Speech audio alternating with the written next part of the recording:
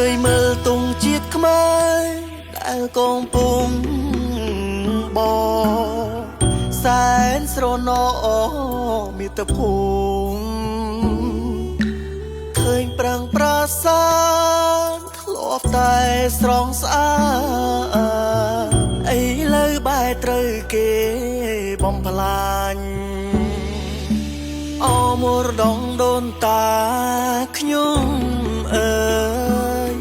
ពេលនេះខ្ញុំស្ទើរប្រែទ្រូងខ្ទេញខ្ទងហើយគេព្យាយាមលៀមពណ៌មកយើងទាំងអង្គយន្តទេថ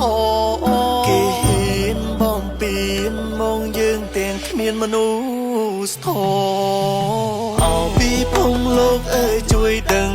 ឮផងប្រាសាទខ្មែរត្រូវខូចខាតគ្មានដំឡៃណាអា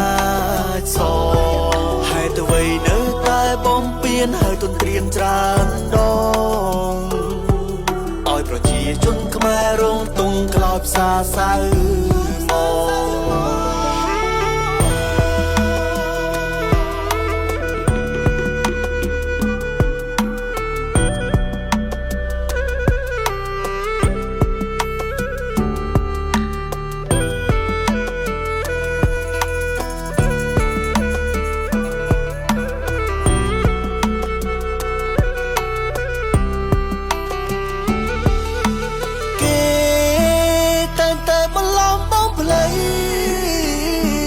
ហ៊ានឲ្យបត់ដី